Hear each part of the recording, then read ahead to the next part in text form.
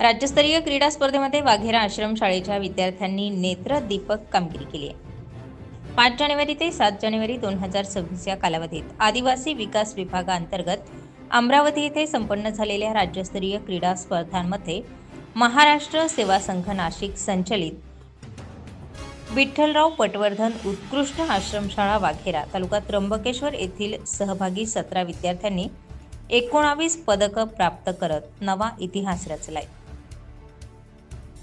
या राज्यस्तरीय स्पर्धेमध्ये ॲथलेटिक्स क्रीडा प्रकारामध्ये हेमंत पांडगळे 1500 मीटर, 800 मीटर व 400 मीटर धावणं 3 सुवर्ण पदक व उत्कृष्ट खेळाडू अवॉर्ड प्राप्त केलाय। नम्रता चौधरी 3000 मीटर धावणं रौप्य पदक प्राप्त केलंय।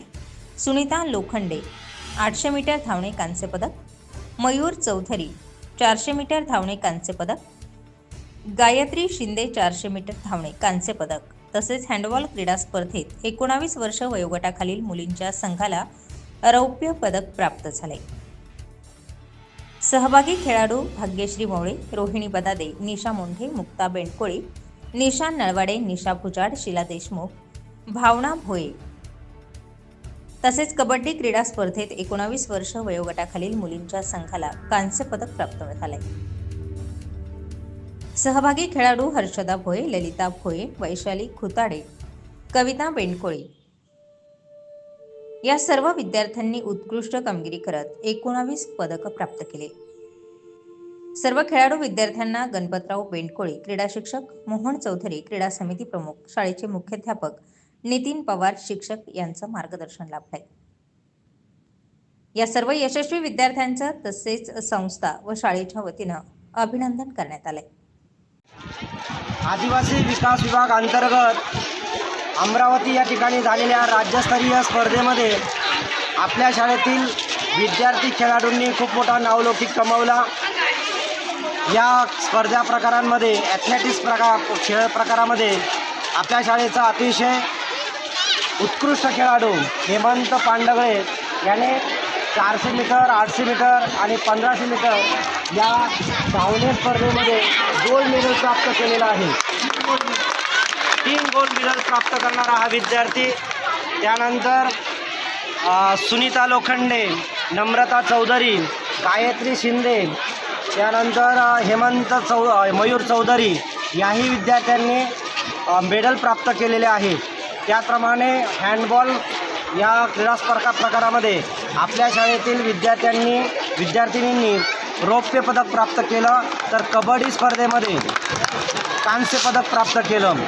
अतिशय मेहनतीतून तालुका स्तर, प्रकल्प स्तर, विभाग स्तर आणि राज्यस्तरावर या विद्यार्थ्यांनी आपल्या शाळेचं नाव उंचावलेलं आहे।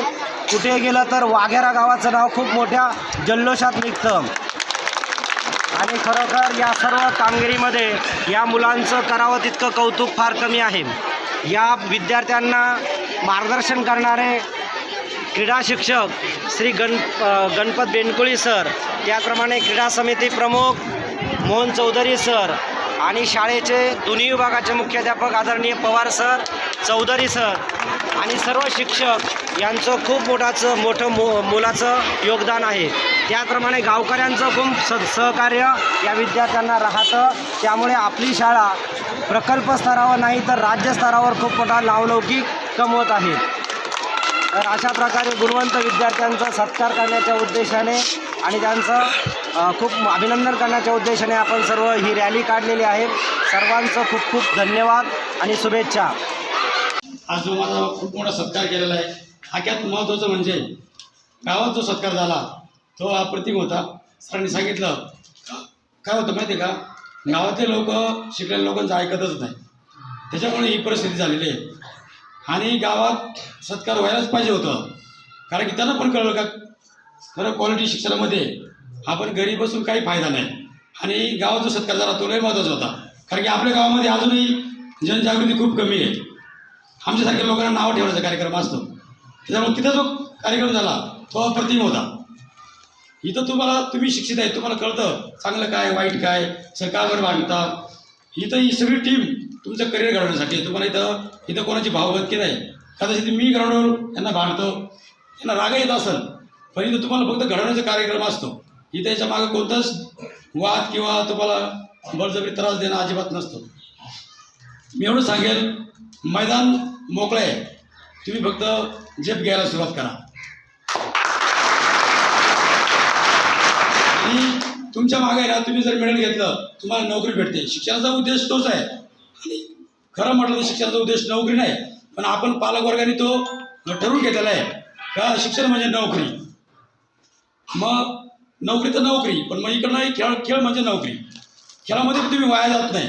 तुम्ही आता हे मुलं आहेत त्यांना सगळ्यांना 5% आरक्षण आहे, पण तुम्ही जर याचा वापर जर योग्य ठिकाणी केला नाही तर हे मेडल फक्त याला एक पाव सुद्धा कोण देणार नाही. आणि तुम्हाला 12ला जर 100% पडले किंवा 9% पडले, त्या कागदाला पण कोणी एक पाव सुद्धा देणार नाही.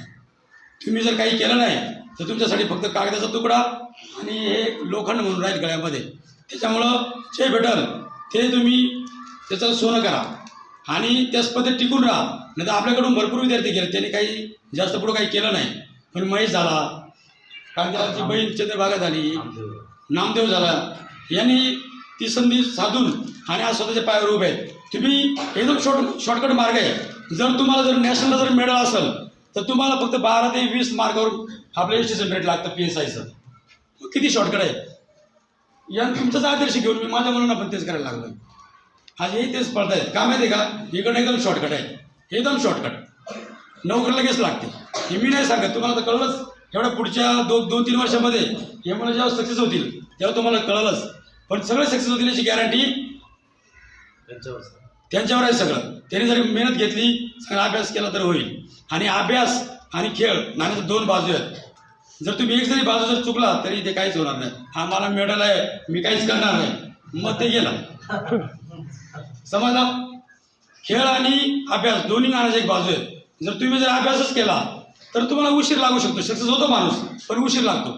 पण याने एकदम शॉर्टकट आहे, एकदम शॉर्टकट. आता मला हर्सूलला जायचं आहे, मी इथून गाड्याने जाईल, बरोबर ना. पण मग माझ्याकडे जर शॉर्टकट नसेल तर मी काय केलं माहिती का, इथून तोरंगण तो खाली रस्ता हेतपाडा असं इकडनं जाईल, मग वेळ लागतो. एकदम शॉर्टकट आहे. चांगली तयारी करा. स्टार 24 फास्ट न्यूजसाठी रवींद्र माळेकर, त्र्यंबकेश्वर.